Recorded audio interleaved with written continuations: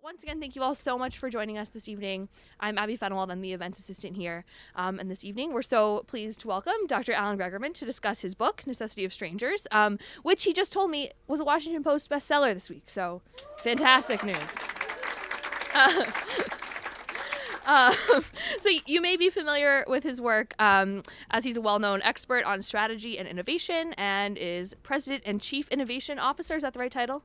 Of VentureWorks, Inc., a consulting company right in town here that works with a variety of businesses to develop new ways of serving their customers. So in his latest book, Dr. Gregerman explores the value of reaching out to people outside of our circle of friends, family, and colleagues to provide a fresh perspective and help us reach our full potential. So this book really can change the way we think about connecting to others, and we're really pleased that he is here with us this evening to tell us all about it. So please join me in welcoming him to Politics and Prose.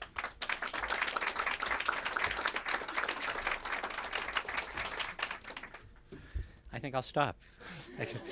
Great. Thank you very much. And thanks to all of you for being here. I'm delighted you're all here on a rainy day, but I guess rain is better than the weather we've had before. I'm delighted that you're all here as well on a night when March Madness is going on. I'm assuming some people I don't see with their significant others. Those folks are watching basketball, it's possible. And I know there are a few people here who are Wisconsin fans, so we'll try and make this wrap up in time for the Wisconsin game. So I'm delighted to be here at Politics and Prose. This is the third time. It kind of coincides with the third book that I've written that's been in bookstores, and it's always been kind of a great experience. It's a wonderful kind of venue and kind of one of the great bookstores in America, so we're lucky that it's here in the Washington, D.C. area. And I'm delighted to talk about my new book, The Necessity of Strangers, which you've seen out there, but it looks like this, and I have to admit, in the short time it's come out, it's become one of my favorite books, actually. And not only, I mean, I'm hoping all of you will buy it and read it, and I'm also hoping if you decide to read it, that you're willing to read it in an area of really high visibility. You'll notice a few of our kids, actually all of our kids, are wearing these t-shirts that we've made that have the book cover on the back, and on the front of the book cover it says "Friends are overrated." And if you read it in an area of high visibility and send me a picture of you doing that, I will and your shirt size, I will gladly send you one of these shirts so that you can alienate all of your friends as you meet new people. As Abby mentioned, this new book is really about the importance of strangers in our lives and in the lives of the companies and organizations we work for. I spend most of my work time helping companies and organizations to think in new ways and to create, hopefully, compelling value for the customers they have the privilege to serve. And as I do this, I'm always challenged by thinking about how we actually can come up with new ideas. And I'm always challenged to get organizations to realize that the people who are in them are often really wonderful people, and that our friends are typically really, really wonderful people. And I don't want to alienate because I have a lot of friends here tonight. But the reality is, in some important ways, friends can only get us so far. Because research suggests that friends are actually a lot like us. They tend to have roughly the same education level as us. There are more chairs wherever you'd like. They tend to have roughly the same education level as us. They tend to work in jobs that are kind of in some way comparable to us. They kind of live in roughly the same places as us. Strangely enough, they often have roughly the same hobbies as us. And when it comes time for us to break out of the mold to do something, they're way more likely to agree with us or tell us we got it kind of under control already than people who are total strangers, and especially people who are strangers from different walks of life and who have very different perspectives about things. And yet we live in a really friend-centric world. How many of you, in addition to my wife Lisa, are on Facebook? Any of you? Okay, so a few of you are on Facebook, actually most of you, and how many of you are on LinkedIn? Okay, and so all of you are doing a really good job to collect as many friends as you can. You know, people you're connected with who can help you in some way. And it's based on a notion that we have that it's who, or I should be corrected by our daughter who's better at English, she said who or whom you know that matters most, okay?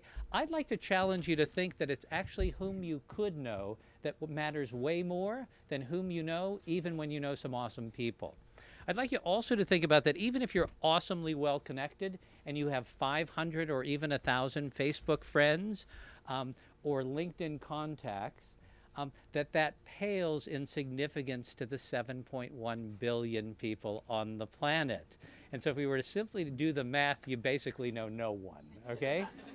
Which is okay, which is actually a huge upside for all of us, because we all have the power actually to connect with literally anyone on the planet if we challenge ourselves to do it, to get out of the comfortable confines of the folks we know best and to stretch to connect with people who in some significant way are very different than us.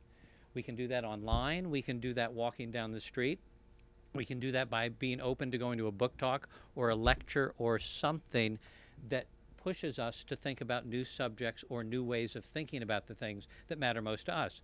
And I'd also argue that whether we like to think about it or not, because we've been conditioned since youth to believe that strangers are folks to fear, or at least to avoid, that most of us end up finding our closest friends or our lifelong partners from the ranks of strangers. That most of us end up deciding what career to pursue or what college to go to based on the insight of people that at one point we never knew. That most of us now make travel plans based on a huge community of total strangers who are kind enough to write down what they think on TripAdvisor. And that has replaced kind of travel agents, the trusted travel agent who was our friend, and that all of us in a time of great need, when we face an emergency or a medical emergency possibly, rely on the expertise of strangers, folks who often we didn't know. So strangers are actually pretty important, and I'd love to challenge all of you to spend a little bit of time, not during the session, but at some point after, thinking about all the strangers who've had a compellingly powerful role in your life. There are a few seats up here for those of you, unless you like to stand, there are more seats up here. These are actually really good seats. I'll be doing some scientific experiments in a little while.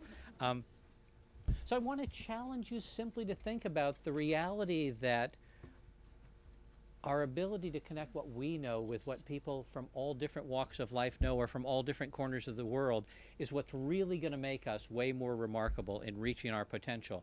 And I'd love to begin by sharing a few ideas. So as a child, I absolutely was amazed by helicopters, and I would stare at them whenever they went by. And so I sought to figure out the history of the helicopter. I found that the helicopter was in fact invented, kind of, sort of, or commercialized by a guy named Igor Sikorsky, a Russian immigrant to the United States.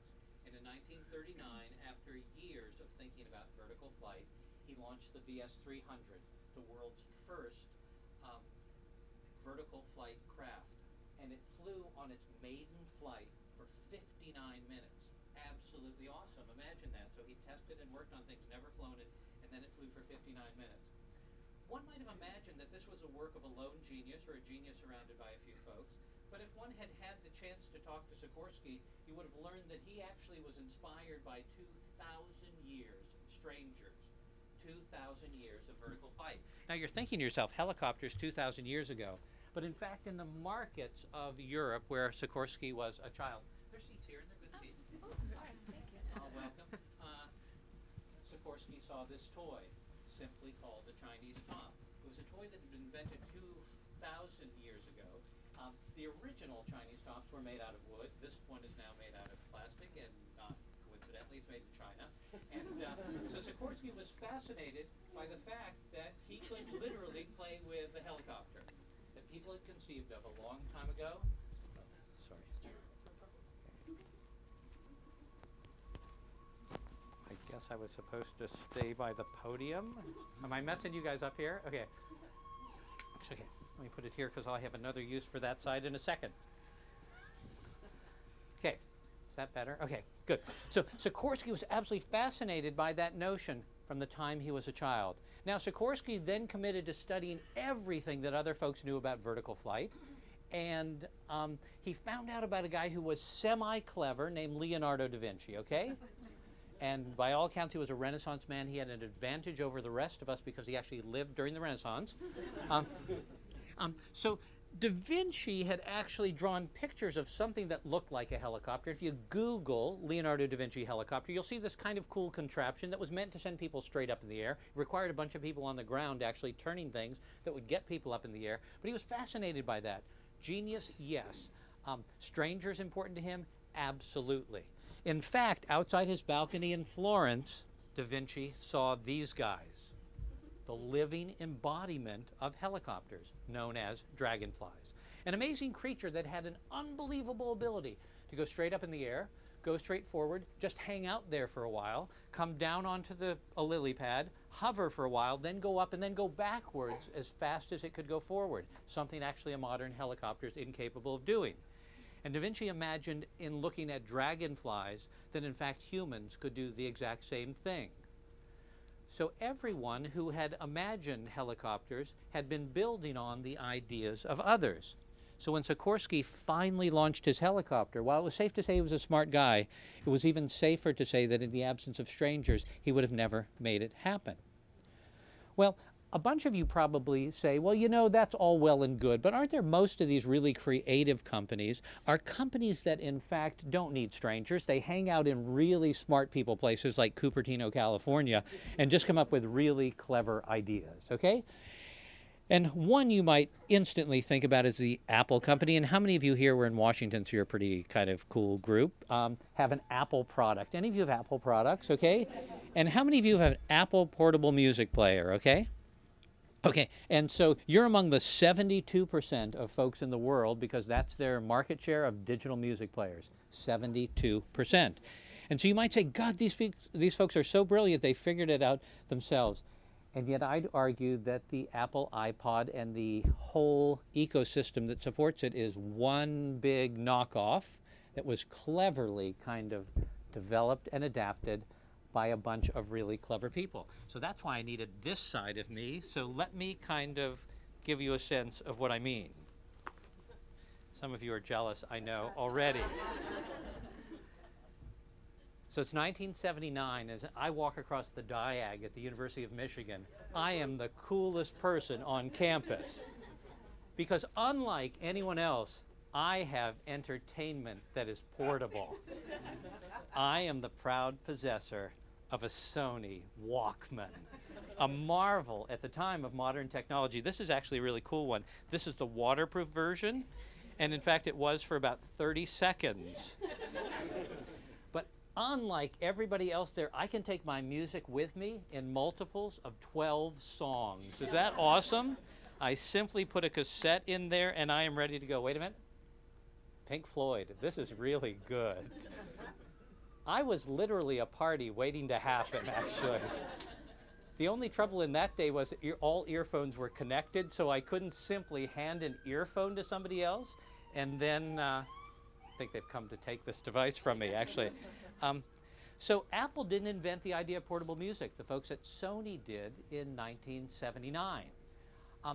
Apple came up with a cooler way to kind of think about it, and if I actually think about, let's see, here, if I decide to unplug from these 12 songs, I can plug this in here, and on here I have 3,200 songs. So that's kind of cool. So they figured that out.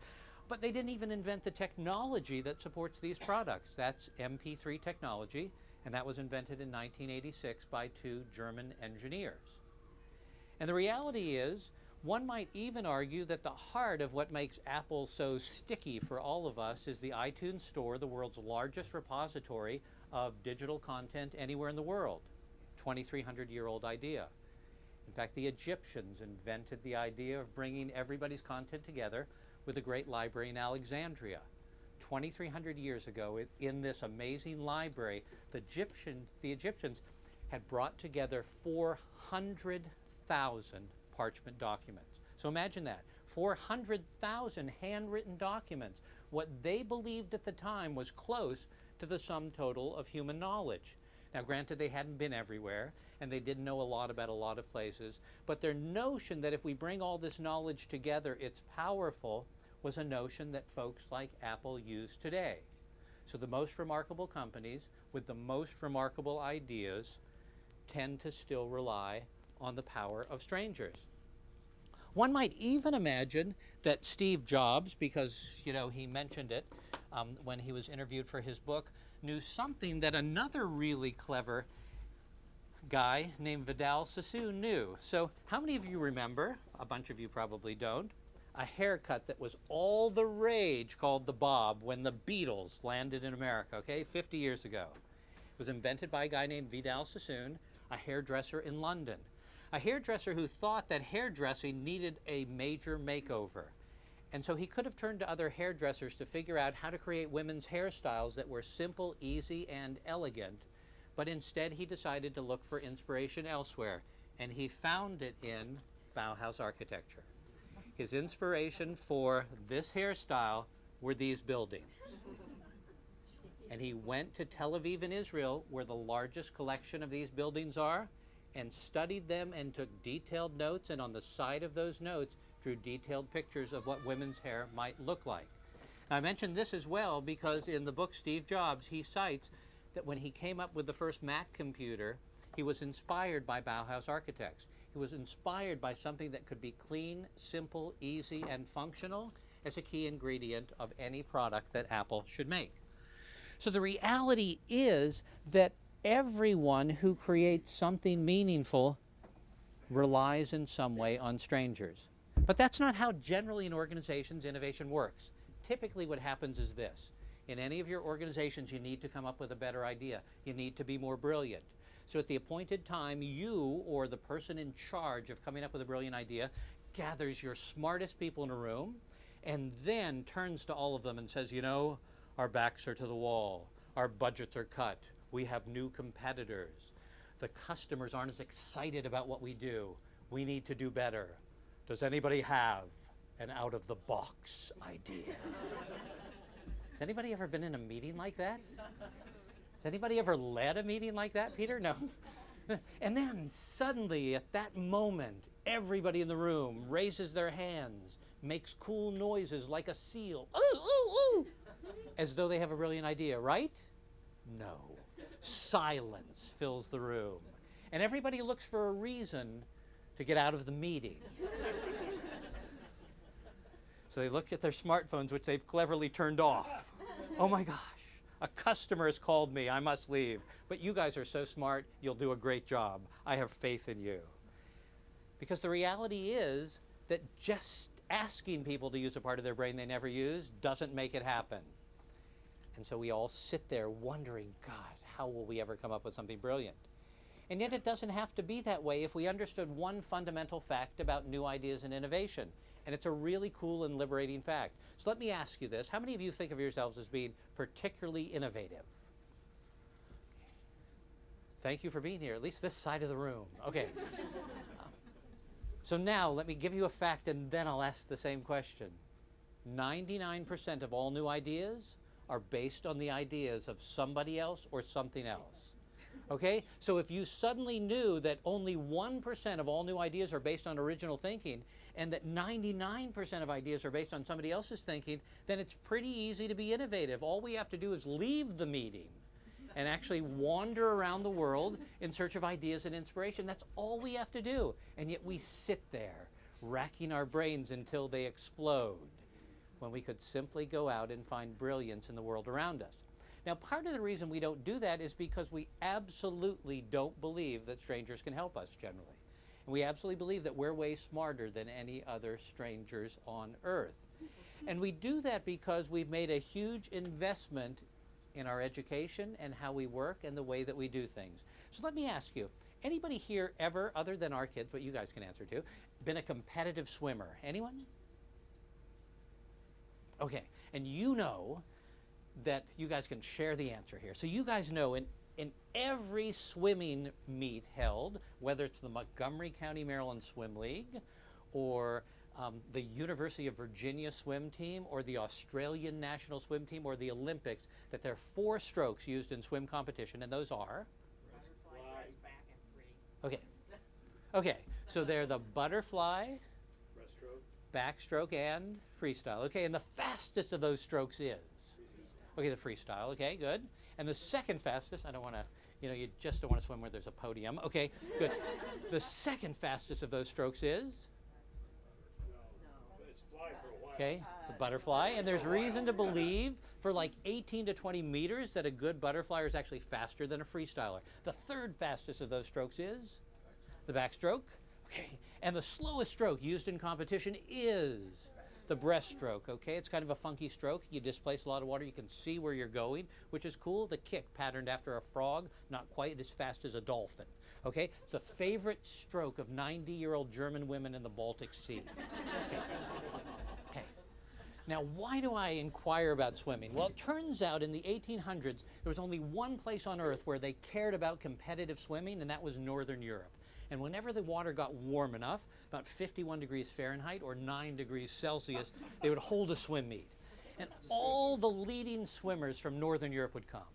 They'd come from Germany and Holland and Belgium and Luxembourg. I don't want to forget them. They might have a swimmer. And the Nordic countries, and they would come from the British Isles and France and Spain, and they gather for a swim meet. So it's 1844, and all the leading swimmers in Europe have gathered at a lake in London for a big swim meet.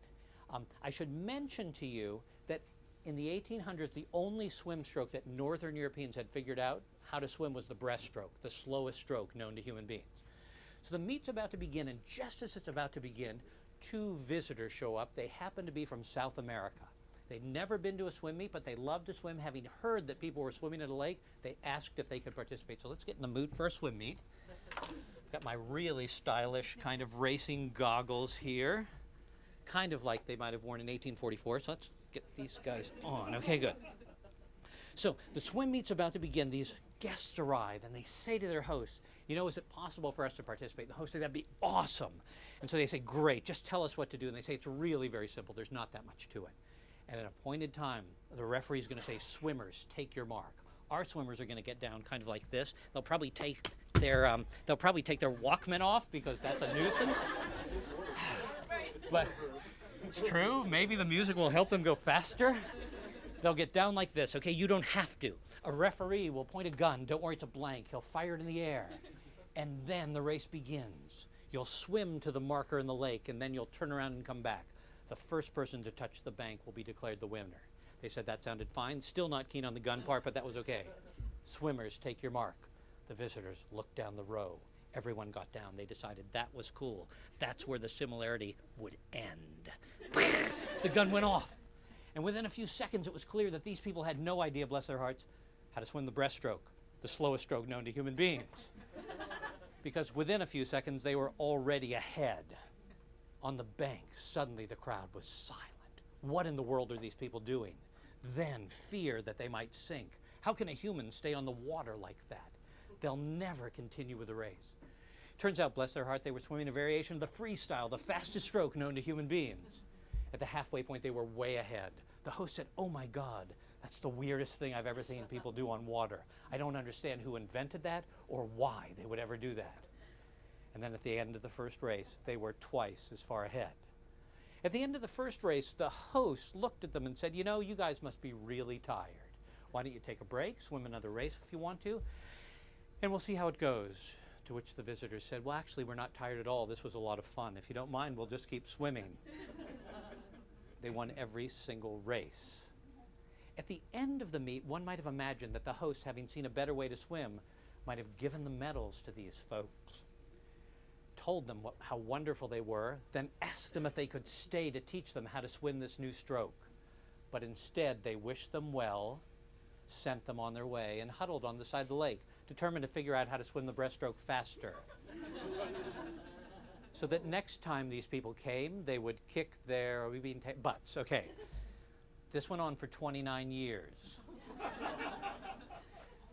For the next 29 years, Northern Europeans worked as hard as they could, regularly bringing the best swimmers together to figure out how to swim the breaststroke faster, so that the next time people came from another place, they could win the race.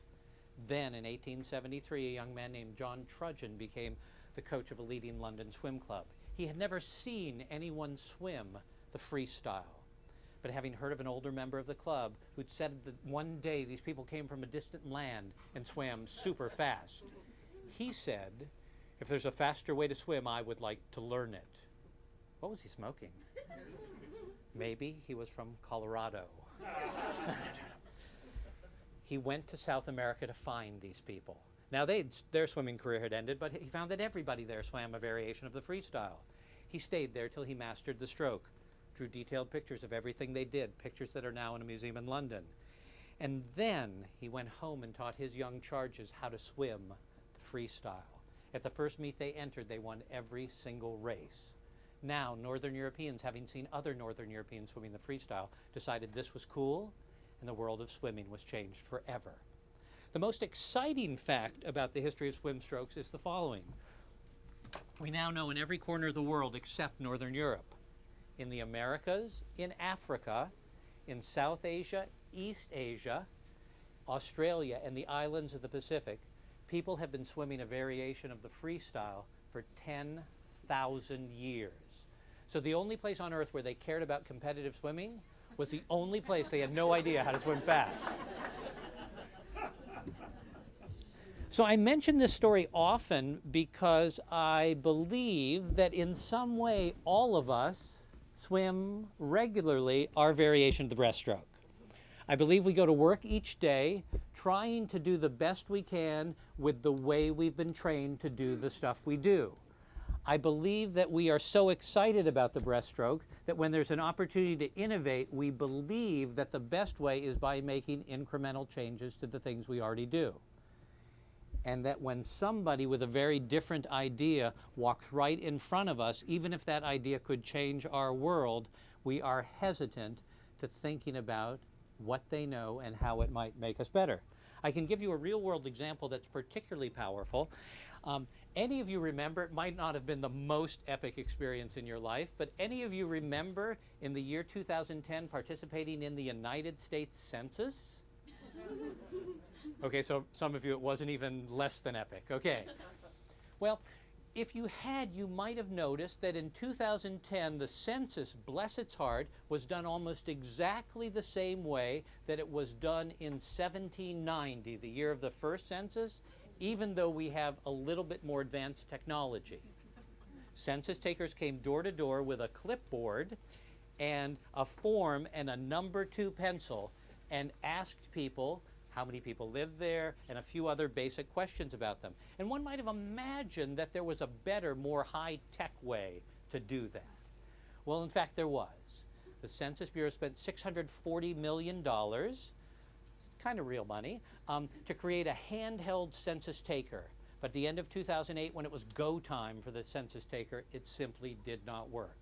And so that was scrapped, and an additional $3 billion they decided to go back to pen and paper. Now, fortunately, they didn't use a quill pen like in 1790, but it was roughly the same thing. Now, that's a kind of interesting thing. And I recall just after that decision was made, giving a speech to a group of federal government CIOs who were lamenting the fact that it's hard to make big investments over a time frame because sometimes they don't work out. To which I said, well, sometimes it is, I understand that, but sometimes actually the answer to the problems we face walks right up in front of us every day. Sometimes it even drives up to our building. And they said, what do you mean by that? And I said, imagine this. Have you ever noticed these really stylish men and women coming to your office every day at the Census Bureau? People wearing really beautiful brown clothes. They said, oh yes, the UPS people. I said, exactly. And I said, did you ever notice what these people do? And they said, deliver packages. And I said, exactly. And I said, did you ever notice what they held in their hands after they dropped off the package? And they said, brown. I said, brown is their color, yes. A brown handheld computer. Exactly. And I said, did you ever imagine that the UPS handheld computer had every address in America? And they said, come to think of it, I bet it does. And I said, did it ever dawn on you that you could have asked these people if you could have borrowed their handheld computer just to do a little census work? Nope, never thought of it. And I said, why not? They'd solved your problem for you. And they said, exactly. Now, one might argue that in a government agency, we get a certain amount of funding and we don't want to give it up and take over the UPS's kind of deal. But one might also imagine that most of us who think of ourselves as high-level IT professionals couldn't fathom the notion that men and women who have their names embroidered on their shirts would hold something that could solve their problem and might even be as smart as they were. The challenge for all of us is to believe that everybody on earth knows something that could matter to me, and whenever we have a challenge, to be open to reaching out and casting a wider net to find people who might have insight that would be way different than the insight I already have. 1912 ended, I'm actually trained as a geographer, and so one of the great kind of moments in geography was the quest to get to the South Pole. It's a quest that was actually a really kind of, in a way, a pitched battle between two guys and their teams. You can't leave? I haven't signed your book. Okay, thanks for being here. Was a pitched battle against not only two guys and their teams, but two different views of the world. One was Robert Falcon Scott, a British naval officer trained in the finest of British educational institutions. Welcome, you've come all the way from Los Angeles to be here? Okay, Robert Falcon Scott was a believer in the power of science and the power of society, and when he decided to get to the South Pole, he asked all the leading scientists in Great Britain how he should do it. They had their ideas, but the reality was none of them had ever come close to the South Pole. But they did suggest some things to him, like really being true to what made Britain great. And through that advice, he made some interesting decisions. One of them was quite fascinating, and many of you might even have wondered if it was a brilliant idea. When challenged to think about what animals he would bring to the South Pole, he decided to bring horses, the most noble of British animals. They didn't last very long. He was competing against a guy named Roald Amundsen, not particularly high. Oh no. At least he landed on his feet. And he told me he was grateful it wasn't that cold here. Okay, but anyway. Amundsen was an explorer by nature, but someone curious about the world around him. When the thought of reaching the South Pole came to him, he decided that the only way he'd ever get there was to see if there were any people he could learn from who had some idea how to survive on the South Pole.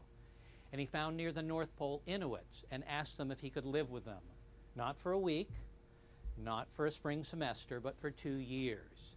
He literally lived with them for 2 years, studying everything they did, asking them every question he could imagine, seeing how they moved, how they sheltered, how they took care of their animals, and understanding how they would avoid illness and the fact that their dogs were way more important than they were.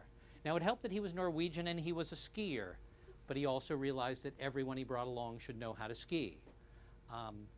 Scott brought very few people who had ever been on skis to go to the South Pole. Well, long story short, or long story slightly less long, Amundsen arrived at the South Pole, planted the Norwegian flag, and then returned with his 5 men safely. Scott arrived 32 days later, saw the Norwegian flag. One might have imagined a few choice words that he said, and then left a journal and the remains of his entire party on the way back. Scott was hailed as a hero. He had fought the noble fight. He had done things that great and thoughtful people from Britain would do. Amundsen went back to exploring some more. And what struck me as I thought about that story was the notion that in Britain, the idea was that the world was filled with fascinating people that we might organize and study and put exhibits about in museums, but that we never believed we could learn from them. And what Amundsen knew was that I could learn from anyone on earth, even a person that had no formal education, if I understood what I wanted to accomplish, and I was willing to connect with them and be humble about what they and I knew. So when we think about the power of strangers, I think we simply need to think about that for all of us to unlock the real power of strangers, we need to be willing to do a few things that we can do but don't always do. First is we need to be curious. We need truly to be curious about the world around us. We need to truly believe that on this planet is so much wonderful wisdom and so many remarkable people with insights that at times are way better than my own. The second is we need to be humble. We need to be honest and open about the things that we simply do not know. The reality is most of us don't know most things, and yet most of us try to do things in areas in which there are people who could help us be way more successful. And the third is we need to truly always respect other people in their world for what they know. And I think one of the challenges I have working with lots of large organizations is getting them to be open to the fact that even when they've been successful, their success long term is going to be tied to being open to an awful lot of people who know a lot of new and different things. It's fascinating now to realize that many of the new drug discoveries are not happening in a lab in New Jersey, but they're happening because companies based in New Jersey or London or Gothenburg, Sweden, are actually sending people out to the most remote villages in the world and asking people how for thousands of years they've treated certain illnesses or cured certain diseases, and that those are becoming the basis for a whole new generation of drugs that all of us will be using.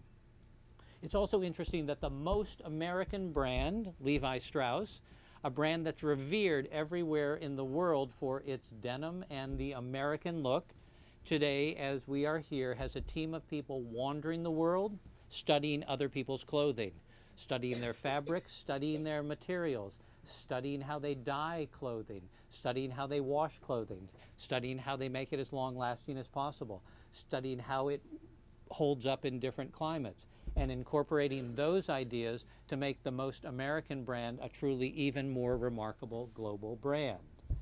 The reality is that the world is filled with powerful ideas, and we have the ability, if we're open to them, to be way more remarkable than we ever imagined. And if you don't want to get that far, I'd even argue that right around the corner you could find all kinds of cool ideas that might inspire new thinking on your part. If you're trying to figure out how to connect with the people that you serve in whatever you do better, you might actually hang out and pay attention as opposed to just spending money at Whole Foods. So how many of you regularly shop at Whole Foods? Okay, don't be embarrassed. Okay, and you do this because you like to spend twice as much for groceries as you should, right? Well, the reality is, you know, I can understand their business model. I can understand that there's a lot of fresh stuff there, that there's a lot of stuff that's natural and organic, which doesn't necessarily make it healthy. But I also understand that if I want people to spend that much, I better treat them really well, and I better drive a lot of knowledge. So if you paid attention at Whole Foods, other than quickly running in to get something, you notice a bunch of stuff goes on there. First, there are lots of brochures and printed material trying to make you smart about stuff. Second, there are classes that go on several nights a week in which they're willing to engage you and actually get you to kind of learn some new things. Third is they're willing to let you try this expensive stuff, you know? And so you try it and then you say, that's great. And they also, you know, bring in folks from small farms, so you want to try their stuff. That's really important. Then you get to the cash register, you find out how much it is, then you're in shock. But you still hang in there and buy it. Okay, so they let you try it. And then the fourth thing is that they actually commit to making their people really knowledgeable about the stuff they offer. So imagine you're a giant and you need a product. Let's say you need prune juice, okay? It's a fun product, okay? It's a happy product, prune juice, okay. So you ask somebody, a giant, where it is, and so they say, oh, I don't know, aisle 24, just go west, okay? If you ask somebody at Whole Foods where the prune juice is, they're required to take you there. Have you noticed that? And once they get you there, they're required to ask you, do you have any questions? To which you might say, I don't know, does it work? And if they don't know the answer, am I moving around too much? I apologize. If they don't know the answer, they're required to find a colleague who knows the answer. That's kind of cool. So we could kind of get a sense from them about how to educate and engage the folks we serve in kind of a compelling way. If you could tolerate the abuse and you wanted to learn another cool idea, you could go to IKEA or IKEA. And I really used to despise going to IKEA, but I'm compelled to going there because my wife's from Sweden and she has an insatiable appetite for marinated fish. You know, so IKEA, you know, you've all been to IKEA, yes? You can't avoid. So it's that giant blue and yellow kind of building, okay? And you notice that the employees there also wear bright blue and yellow clothes, right? And you're probably saying to yourself, they do that because those are the national colors of Sweden, right? I think they actually wear those clothes so they'll know who else in the store they're allowed to talk to. Each other, okay? Because they certainly don't want to talk to customers. So at IKEA, your job is to find it, you know? You walk through, and once you enter IKEA, you're condemned to walking past every one of the 10,000 products they sell before you're allowed to leave. So you find what you want. Then you wrestle it to the ground. Then you go through checkout, which is increasingly self-serve, because if they didn't want to talk to you in the store, why do they want to talk to you when you're leaving, okay? And then you get it out to your car and you go, no, I have no roof rack, it won't fit. That's okay, they have it covered. Because at IKEA, they have cardboard roof racks and string. So then you can just put it on your roof. If you ever see anybody leaving IKEA, don't drive behind them. Okay. Then you get it home and you open the instructions and they have no words because they're too cheap to give you words. No, they have this guy with a bubble head. And they use it in all 47 countries where they offer IKEA products. So you figure it out with this little wrench called an Allen wrench, not named after me. And then you put it together, and then you call your friends and say, I got new furniture, come on over. To which you open the door, the friends go, God, it's awesome. And you go, yes, but it's from IKEA, don't sit in it. So I used to really dislike these people, and then what I realized was they were trying to teach me a lesson, and that is that self-help matters, that I got to do it myself, that it's all about me at IKEA. Well, the reality is in all of our businesses and organizations, we need to understand the power of self-help because we have fewer resources to do a lot of stuff for people. We need to figure out how to do remarkable stuff for people with what they'll pay us and then empower them to get excited about doing the next set of stuff on their own. So there's that going on. If I wanted to learn about how to connect with young people and I didn't have young people living in my house, I might hang out at Urban Outfitters. Has anybody ever been there? It's a fascinatingly cool place. Cool music, cool stuff, a lot of retro stuff, and one fascinating thing that runs different than my world as I grew up. At Urban Outfitters, their customer service is to ignore you, okay?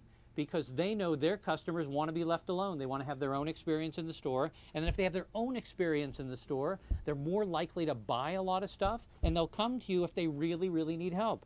That has powerful implications for all of us as we're trying to grow and work with a younger workforce, is to understand how to engage people in powerful ways. I think I'm running out of time. So let me wrap up here because you probably have questions. I could talk, this is part of a 5-day presentation. And you didn't sign up for that, okay. So let me end with a short story and then I'll take any questions you have and then I'll hang out here. God, I didn't even get to all my toys, but another time. 7 years ago, as I'm walking our middle daughter, Carly, to the bus, we passed a guy I'd never seen in our neighborhood before who, from my protective parental eyes, looked a little bit dangerous. He was kind of disheveled. He was talking to himself, and he was kind of walking and making quite unusual mannerisms. Once we got out of earshot of him, I turned to Carly and said, you know, sweetheart, Mama and Papa can't always walk you to the bus. So I want you to promise me that when we're not with you, you won't talk to strangers. It seemed like great advice in our less than perfect times, and it was advice my parents had gave me in much safer times, to which Carly looked up at me and said, but Papa, if I don't talk to strangers, how will I ever make new friends? And how will I ever learn new things? I'd like to challenge all of you with a little bit of caution to make strangers a bigger part of your life, to seek folks out there who might know something that you don't know, to regularly connect with people who are very different than you and to understand how they see the world and what matters to them and see if some of their perspective is really powerful for you. Each day we pass by 100 people who could change our lives, and yet we never take the time to notice them. The success of all of us in our organization will depend on how often we decide to connect and reach out to people who are different than us. So I'm delighted you're here. I hope this is of interest to you. I'll take questions, hang around, and thank you very much. Appreciate it.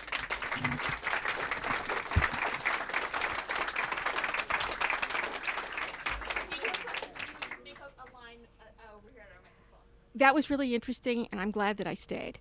I've been here for a while. And I'm sorry that you didn't get to the animal with the stethoscope, because I'm a physician.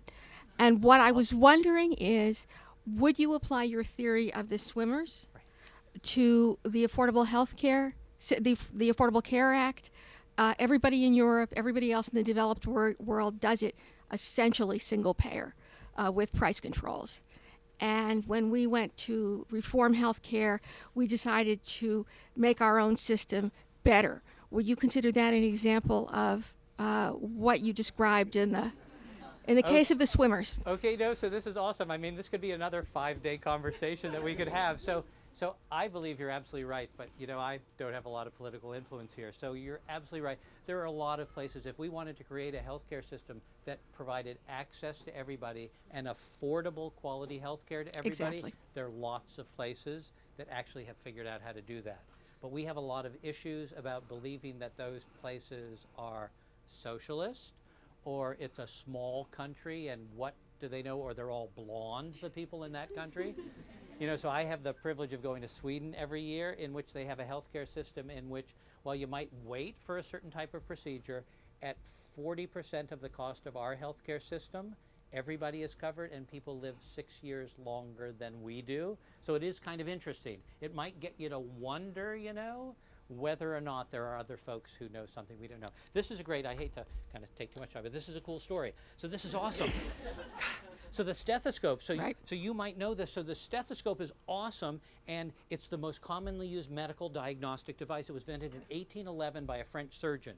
And it basically stayed, other than different materials, in the same form for about 196 years. And then some folks, a combination of 3M and Littman Company, decided that it could get a major overhaul because, unlike the Census Bureau, they knew there was technology that they could use.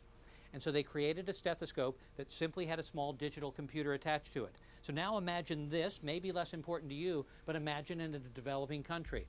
So imagine a primary care medical practitioner in the mountains of Bolivia or a small village in Africa or somewhere in Asia could actually be listening to the heart or lungs of a child, and then, as opposed to simply taking notes on the basic thing, could get a more in-depth picture, which they literally could then copy on this device, and then they could push a button and send it to a medical center somewhere in a big city where either a highly trained tech or a physician could look at that and decide whether or not that child or that other person needed to be brought in because they had a different kind of condition, because somebody dared to believe that a 200-year-old device could actually be way more powerful and that it was essential to so many people on Earth. So there's so many cool things going on.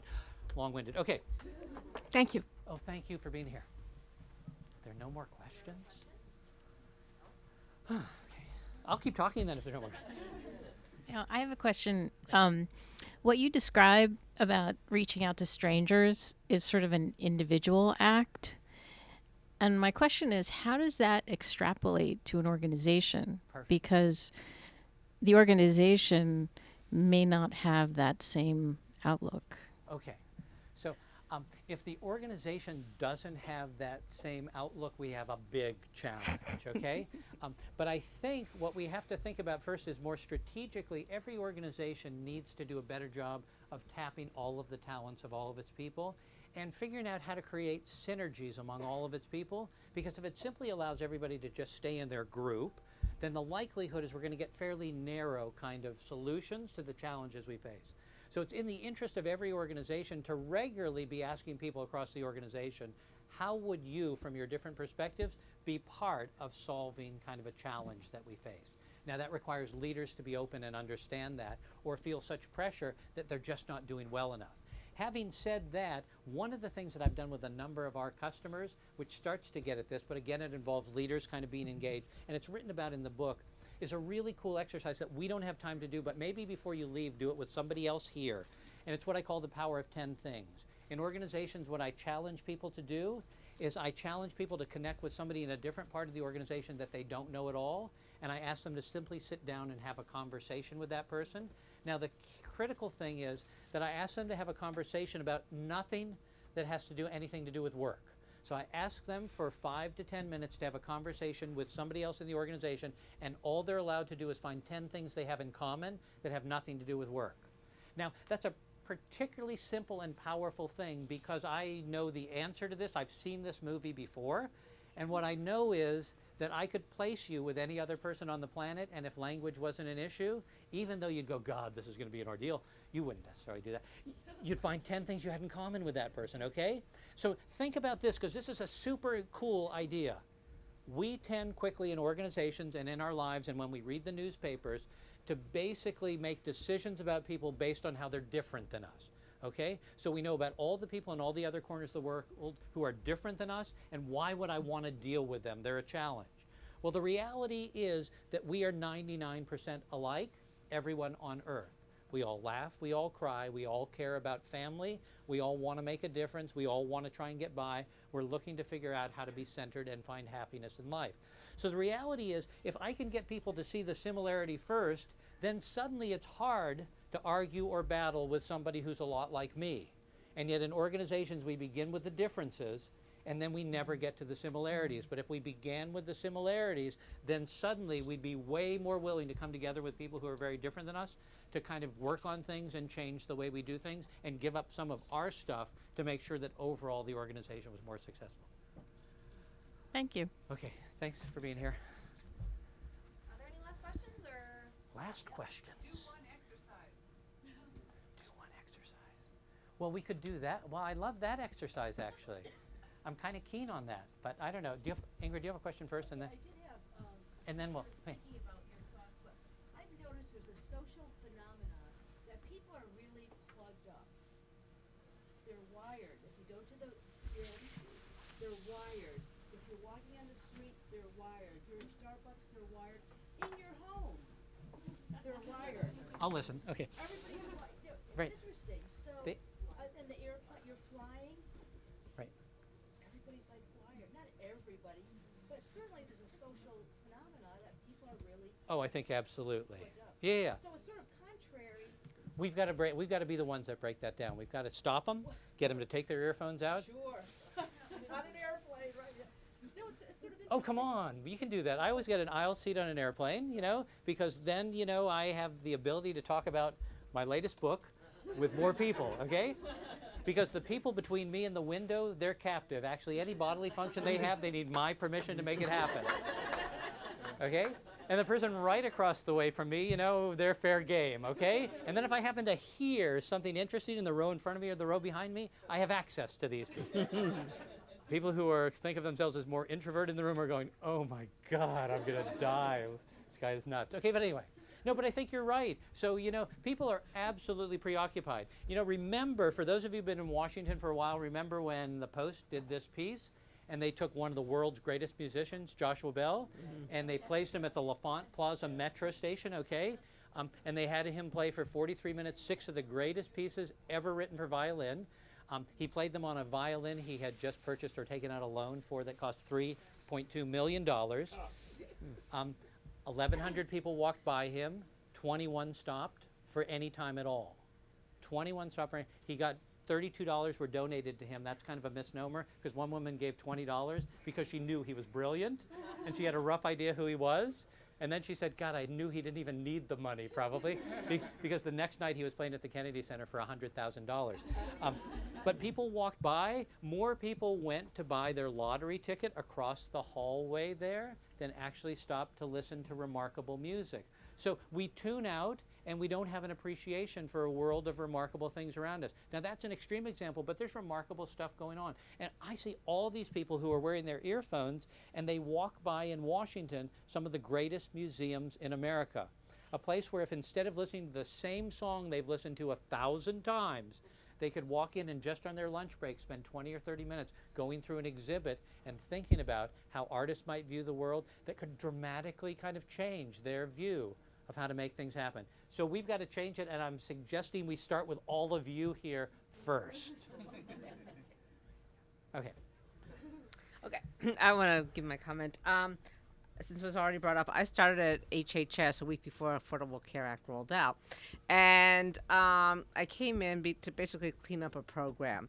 And I can't tell you how many times people said they do things a certain way because that's the way they do it. And I've been there now almost about 6 months, and it's unbelievable how resistant people are to change. Having said that, I'm also a lawyer, and that makes you really open to change. Right, exactly. That's what I was going to say. That everything's based on precedent, and you have to have authority for everything you do. But the other thing is that there's the issue of copyright and patent infringement if we borrow from other sources, then without giving them proper attribution or get permissions. Okay, but we're allowed to give people attribution, right?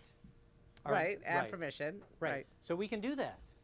So we can borrow, as long as we give people credit. I think we can borrow. I think we can do that. But I think your other point is interesting, and I'd love you people to think about, in all of your organizations, not only are we set in our ways, but we create a perpetuating kind of system for being set in our ways. And we do that through an amazing invention of human resources called orientation, okay? So when we enter a new organization, we have orientation, and orientation is awesome.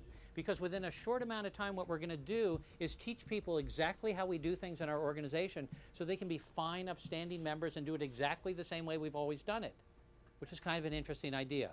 The reality is the newest person in our organization, the day they arrive, is the most innovative person there because they've been somewhere else and they still remember that other place. Why wouldn't we, when somebody arrives, say to them, we do have an orientation, and if you'd like it, you can have it. But for the next week or two, what we'd like you to do is wander around, talking to everybody, going to meetings, hanging out, looking at how we do things, and then telling us what things you think we do really well, and in what ways you think we're absolutely clueless, before we suck the brain right out of you too. Right. Well, I mean that, and I had a little conversation with you earlier on that. It's not just in the organization; it's in our whole education system, where kids come in and you ask a kindergartner who's an artist, and they're all very creative, and we suck out the creativity of them as we train them for kind of multiple choice testing for the SAT. So it's not just that, and then our organizations that are now doing this reverse mentoring, where the youngest people are mentoring the oldest people in the organization, coming in like that. I don't know, could you make some comments on the education system generally for people entering the workforce and what we can be doing better? Well, so I actually today, I came up with this idea. So today I blogged about something related to this, and I was on college tours with our daughter Carly, and two things struck me. The first was that we ought to require every high school graduate to take a year off and not go to college and actually kind of engage and explore the world around them. We simply ought to do that. That way they're way more likely when they arrive to have a better sense of how this might fit or how they can use education to make a difference in the world. The second is we ought to require, if we actually believe that we're all global citizens and we're part of a broader world, even though only 21% of Americans have passports, then we should require that every college student spend at least a semester in another country and another culture. And we ought to do that with the idea that we want to challenge them to be curious and humble and respectful of other people and other ways of thinking of doing things. And then I think what we want is to basically kind of teach people to not be wedded to a single discipline. So that's the challenge. The first thing they pressure you to do in college is find a major, okay? And then once you find a major, you take all these foundational courses of how you think in that major, because that's the best way to master that major's version of the breaststroke, okay? When the reality is, certainly a major is okay, but more importantly is an openness to the way other people think, the way other disciplines think, the way people think in other cultures. And I think we don't do a particularly good job of that at most places. But at the University of Maryland, where you are, I think you're doing great. Okay. We really are working on having everybody have some touch to international. But there's always proxies for that. And we talked about Wired and, LinkedIn. And the whole Kevin Bacon effect of that is that, it's not your friends that are important, it's your friends of your friends of your friends that you can get contact to. And things like TED Talks and the world of video gives you some proxy to international exposure. If you're open to that. If you're open to the openness, listening to yeah. different things, reading different things, exploring the ideas of different people, then you get that. But do we as a society encourage people to do that? Or are we a society that encourage people to specialize to the extent that they miss a bunch of this other? I don't know. Universities were not a great place for non-specialization for a long time. All right. Okay. Have we run out of All time? three questions we are